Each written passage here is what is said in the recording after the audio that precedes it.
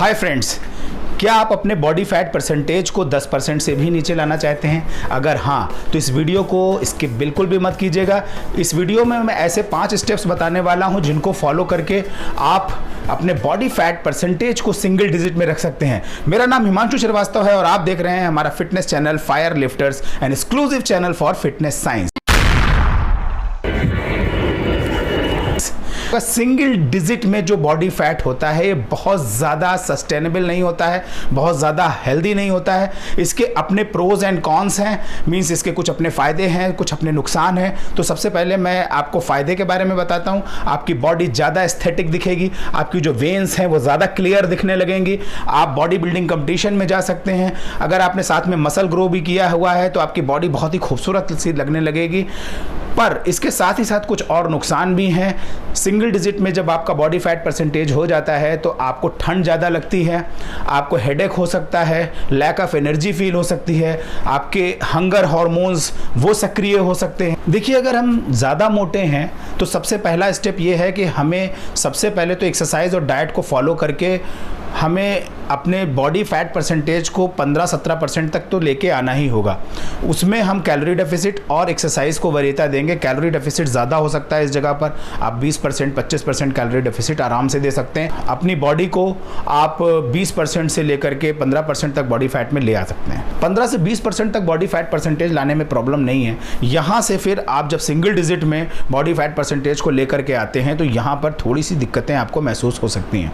वो ये कि अगर आप ज़्यादा कैलोरी डेफिसिट देंगे तो बॉडी आपके जो एनाबॉलिक हार्मोन्स हैं वो आपके कम सक्रिय होंगे, जबकि जो एड्रेनलिन, नॉन एड्रेनलिन, कार्टिसोल, ये जो हार्मोन्स हैं ये ज़्यादा प्रोड्यूस बॉडी करने लगेगी।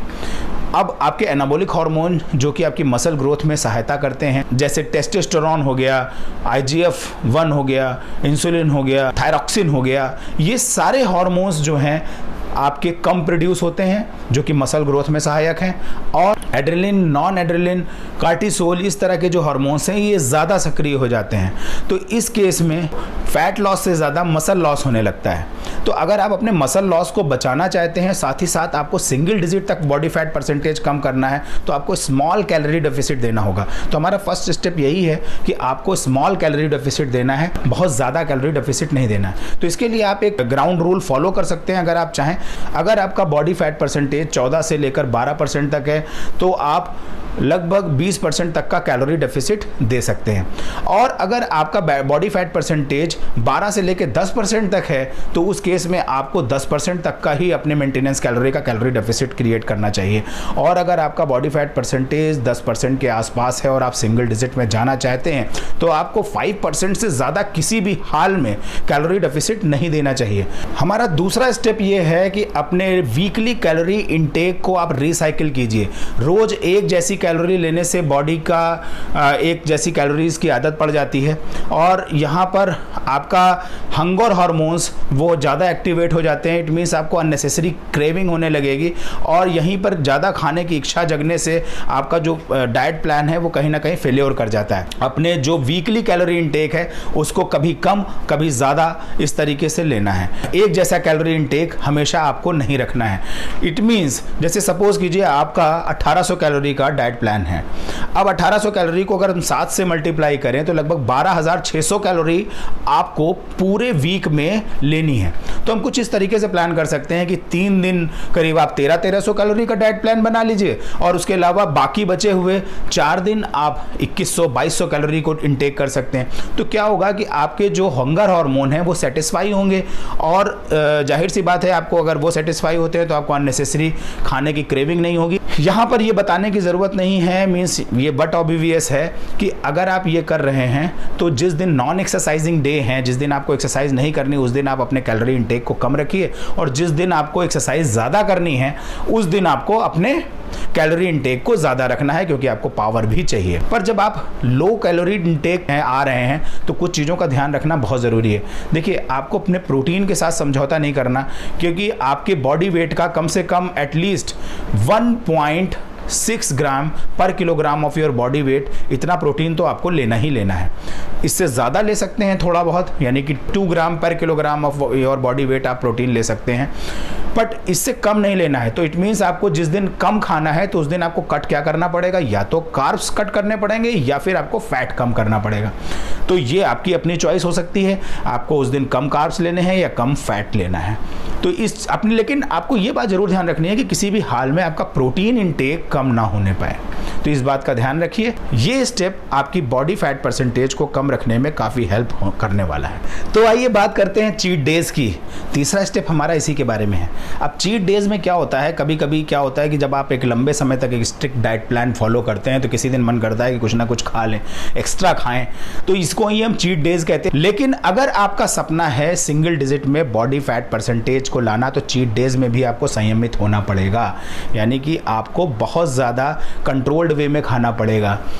अब खा सकते हैं वंस इन अ वाइल, कभी भी चलेगा, लेकिन अगर आप उस दिन आप खाने पर बिल्कुल टूट पड़े और उस हिसाब से आपने खाना खाया कि आपने सारा अपना वीकली जो आपका कैलोरी इंटेक था उसको पूरी तरह से ध्वस्त कर दिया, और ऐसा करने पर आप ये पाएंगे कि आपका वेट या फैट परसेंटेज काफ़ी तेज़ी से इंक्रीज करेगा। चीट डेज में अक्सर ये होता है कि आपके जो हंगर हार्मोन है वो आपको ज़्यादा खाने के लिए आपकी क्रेविंग बढ़ाते हैं, जिससे कि आप चीट डेज को फॉलो करते हैं। लेकिन बजाय सेटिस्फाई होने के ये हंगर हार्मोन और ज़्यादा एक्टिवेट हो जाते हैं, जिससे आपकी खाने की क्रेविंग बढ़ जाती है और आपका डाइट प्लान पूरी तरीके से डिमोलिश हो जाता है। स्ट्रिक्ट डाइट प्लान फॉलो करने के बाद 10 दिन 15 दिन के बाद एक दिन चीट डे रखते भी हैं, तो उस दिन अपने आप को इतना कंट्रोल रखिए कि बहुत ज़्यादा अननेसेसरी नॉन न्यूट्रिशनल चीज़ें जो कि इसमें बहुत अच्छे पोषक तत्व नहीं हैं उनको ना खाएं और बहुत ही संयमित रूप से खाएं।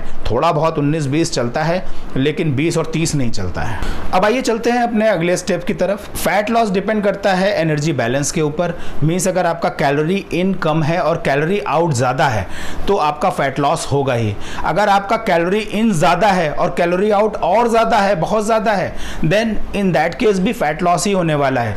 तो हमारे पास सिर्फ 2 ऑप्शन है, या तो हम कैलोरी इन कम कर लें यानी कम खाएं, या दूसरा ऑप्शन है हम अपने एक्टिविटी लेवल को एक हद तक की बढ़ा दें, जिससे कि हम ये डिफरेंस कैलोरी एक्सपेंडिचर को कर सकें।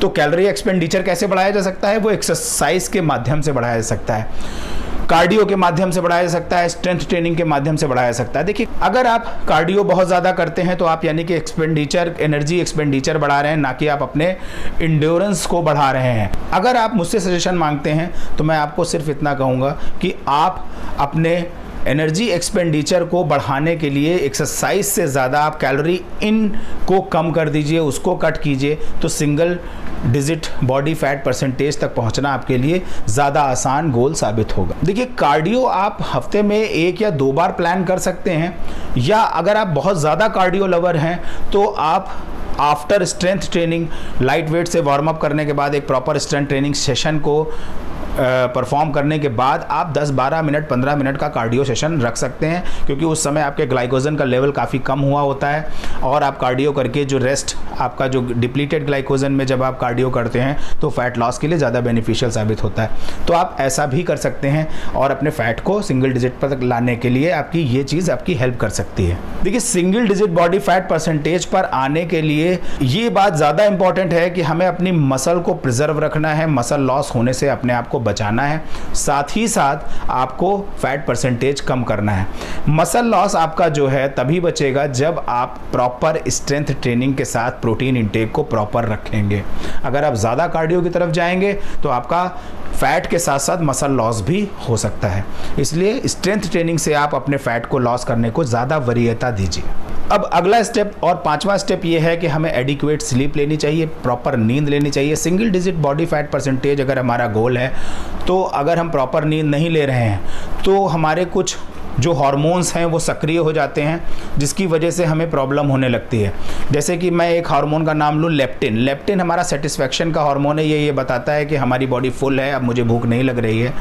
जब हम कम घंटों की नींद लेते हैं तो ये हार्मोन हमारी बॉडी में कम रिश्ता है, मीन्स इसका सिक्रीशन कम होता है, और इसी दौरान आपके ग्रेलिन हार्मोन का सिक्रीशन ज़्यादा होता है। ऑलरेडी हम कैलोरी डेफिसिट में चल रहे हैं, हमारी बॉडी लीन है, अब हमें सिंगल बॉडी फैट परसेंटेज में जाना है। इट मीन्स हमारा ग्रेलिन का स्तर तो पहले ही बढ़ा हुआ है।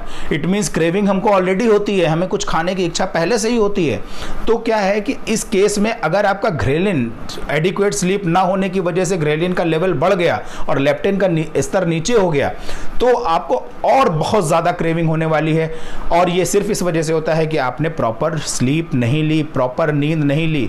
तो कम से कम 7 से 8 घंटे की नींद आपके लिए बहुत ज़्यादा ज़रूरी है।